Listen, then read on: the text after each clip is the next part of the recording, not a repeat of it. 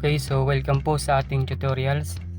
Ngayon ituturo namin sa inyo kung paano gawin ang ating Oro toasted bread. Okay, so buhos na po natin ang asukal. Ang ating pong harina ay 6 kilos po yan siya na third class flour. Okay po. Next po natin yung baking. So next po natin yung munyako. Kailangan po mas marami ng kalahati ang munyako sa baking. For example, ang baking ay 50, ang munyako po ay 100 grams para lumapad siya pag naluto po. Okay po, so next po natin yan yung food color, kalahating kutsara na food color po siya, egg yellow po na food color.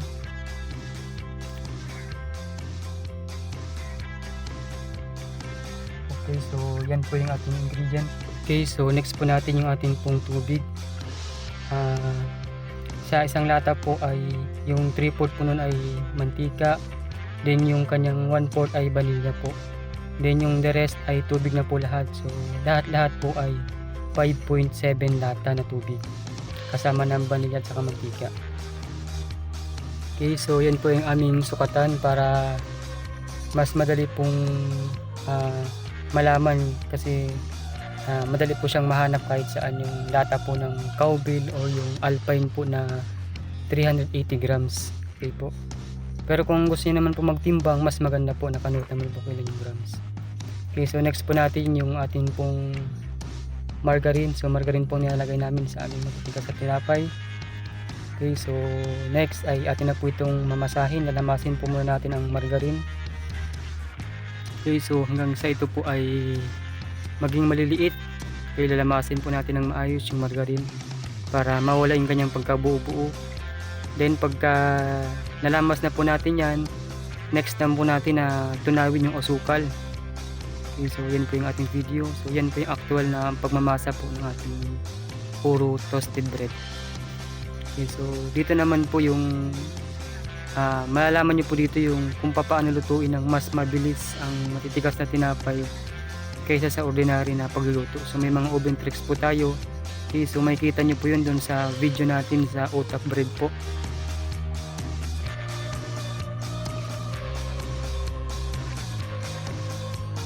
Naman po sa ating Oro bread, dito po ay lulutuin lamang po natin ito sa apatan po na oven. Ito po ay kunti lamang. So okay, so yan na po na malapit na pong matunaw ang mga asukal. Okay, make sure po na matunaw ang asukal para mag-spread out yung sarap. Okay, para pantay-pantay po yung lasa ng tinapay. Okay, so ganyan po. Yan po yung actual na pagmamasa ng ating Oro bread. Okay, so kung may mga tanong po kayo, mag-comment lang po kayo, or may mga pwede naman po kayo mag-request ng mga ingredients or mag-request ng mga timplada. So punta lamang po kayo doon sa ating album and mag-comment na po kayo doon kung anong mga product ang mga gusto niyo pong i-request para atin pong masahin at timplahin para po mas makita niyo po kung paano ba ang tamang paggawa. Okay, so salamat sa inyo pong suporta dahil bago pa lang po ang ating tutorial. So thank you so much po sa mga nag-avail. Okay, asahan nyo po ay gagawin po natin ang lahat. Okay, so lahat naman po ng mga tinapay ay i-upload ko naman po dito kung paano ba ang tamang paggawa.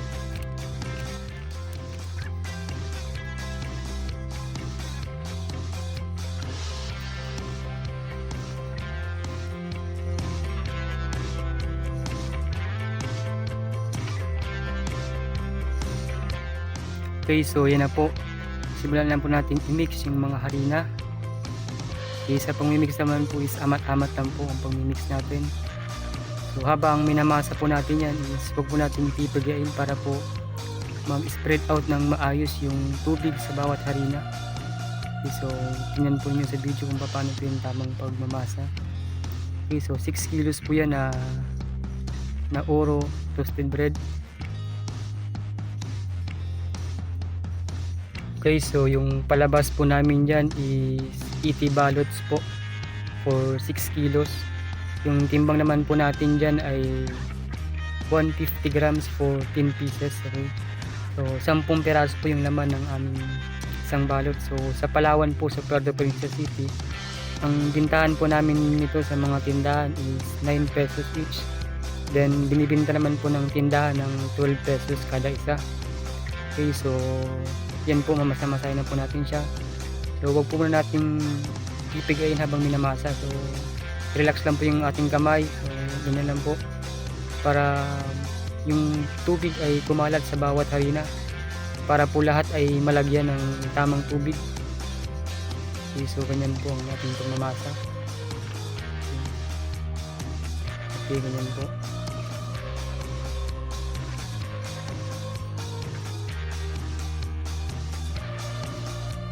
Okay, so yan po. Kung meron naman po kayong mga panadero, mga master baker, alam naman po nila ito. Ang maganda lang dito is dapat malaman nyo ang ingredients. So malaman nyo kung ilan ba ang tamang palabas ng ginagawa.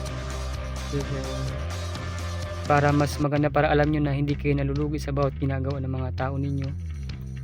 So lagyan po natin ng harina sa gilid para hindi siya dumikit. Okay, so yan po, lalagyan po natin ng harina para paglagay sa lamesa hindi po siya dumikit.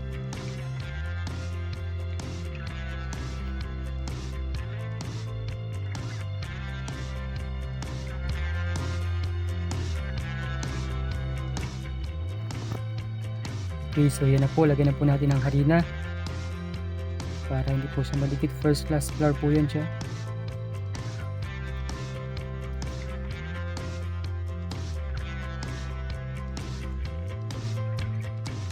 Okay, so ganyan po, para hindi dumikit sa lamesa pagka ito ay nilagay na. Okay, so yan na po, shortcut na po namin. So ganyan po ang gagawin natin, i-roll po natin siya ng maliit. Okay, so lagyan po natin ng flour para habang pinapagulong, habang pinapaliit ay hindi po siya dumikit. So by the way, yung gamit po namin is na lamesa is plywood po yan siya na makapal. Okay, so ayan po. Okay, ang timbang po natin dito ay 10 piraso, 150 grams po ang timbang po natin ng ating Oro bread.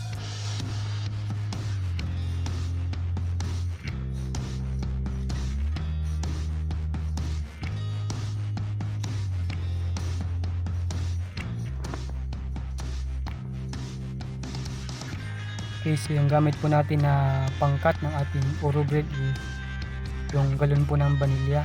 So kung wala man po kayo ng kunti, magupit po kayo para yun po yung gamit nyo.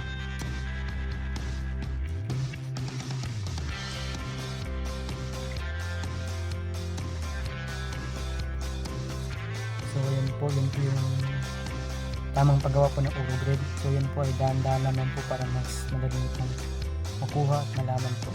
Okay.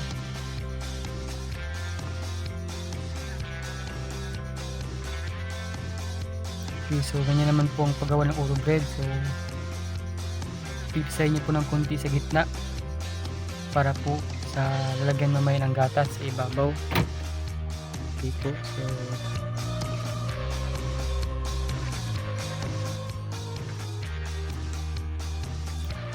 okay, so ganyan lang po yung gawin nyo.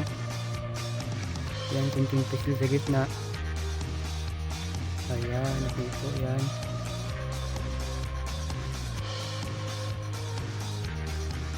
Babalik rin po siya sa harina, kunting saboy para hindi madikit pagpisa, at saka paglagay sa tray ay hindi po siya dumikit.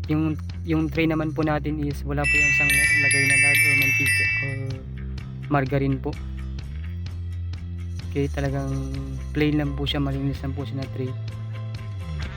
Okay, so ganyan po. Okay, sa paglagay naman po ng gatas, sa pagbutas po ng gatas is gumamit po tayo ng diunong pako. Yung kanya pong pinakadulong talim, yun lamang pong inyong ibutas dun sa gatas. Kaya huwag nyo pong isasagad ng, dapat po hindi siya umabot dun sa kanyang pinakakatawan. Okay, so ganun po yung pagbutas. Saka yung butas po natin is isang butas lamang po para mas maganda yung labas ng gatas pag nilagay po natin sa ibabaw ng Oro bread.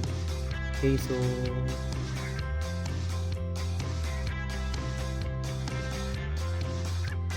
Okay, next po natin is lagyan na po natin siya ng gatas. So yan po.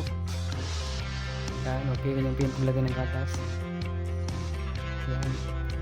Isang butas lang po niyan sa gilid. Tapos di unong pako lamang po. Huwag po kayo magbubutas ng dalawa kasi pag dalawa hindi po siya maglalabas ng ganyan. Para lamang po siyang itinataktak. Okay, so yan na po, tapos na po yung ating puro bread. Ilagay na po natin dun sa ating lagayan ng tray. Okay, so ayan po yung ating ginawang puro bread. Okay, so ito po yung video natin is kinuha ko po ito habang ginagawa yung ating tinapay. Okay, so yan na po siya yung ating puro bread. So lutuin na po natin yan siya. Direct po yan siya, pwedeng luto agad or pwedeng hindi muna kung may mga niluto pa kayo. So ganyan naman po yung pagluto. Okay, so yung apoy po natin is 250 degree Fahrenheit po. Okay, so ilagay na po natin yung ating puro bread sa oven. So yung gamit po nating oven is apatan lang po ito. Okay. So sa mga tricks naman po, dun po kayo tumingin sa video po natin sa paggawa ng utak. So dun po yung oven tricks. Okay. So yan po. Ilagay na po natin yung ating puro bread. Okay, sa pagluto naman po nito is tumatagal po ito ng mga 10 to 15 minutes bago po itaas. Okay, ito naman po is kung hindi po basta orasan ay kailangan bago itaas siya po ay medyo matigas-tigas na po yung gitna niya. Okay, yung tamang tigas lang na pagka pinisil po ninyo para po siyang babalik. Kasi pag hindi pa siluto, pag pinisil po ay hindi po siya babalik. Kasi yan po, shortcut na po natin. So tataas na po natin yan siya. Mabot na po siyang 15 minutes po. Okay, so sa pagtaas naman po, kita naman po ang appearance pagka okay nang itaas. Okay, lumapad po siya and then nawala po yung kanyang butas sa gitna, yung kanyang pinisil kanyang kunti bago lutuin. Okay, and then yung kanya pong ibabaw is parang may kulay pig-yellow. Yan po yung gatas niya. Yan po yung appearance pagkaluto na, pinapong itaas. So salangan na po natin ng panibago. Okay, so ayan po. Ganun po yung process niya is 10 to 15 minutes. Okay, pag matagal na po yung oven na minsan nabot na ng 10 minutes, okay na po siya.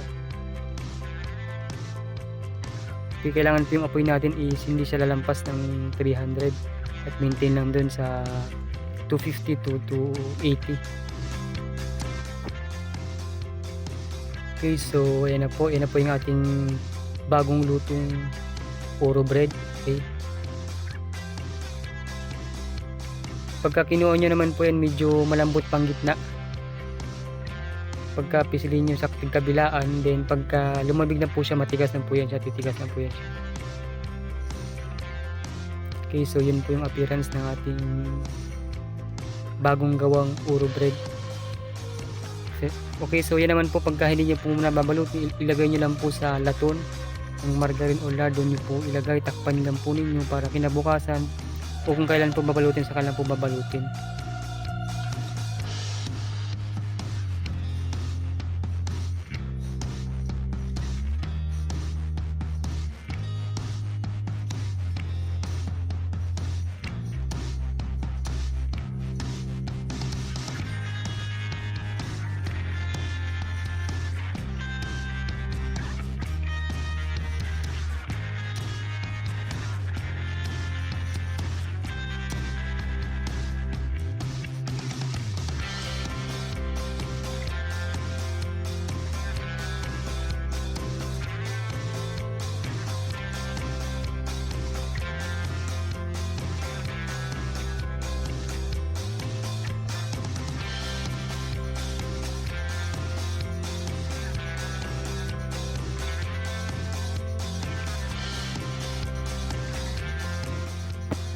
Okay, so yung balot po natin yan, sa isang balot po ay 10 piraso po ang laman. Okay, yan po yung ating nagawang puro bread. Yung bintahan po dito sa Puerto Princesa City, Palawan is 9 pesos po ang benta sa tindahan. Yan ang benta naman ng tindahan is 12 pesos po kada isang balot. Okay, so maraming salamat po sa inyong panonood. Kung may mga katanungan po kayo mag-comment lamang po kayo dun sa ating albums. So, pwede po mag-request o mga updates po ninyo para sa ating tutorial. God bless.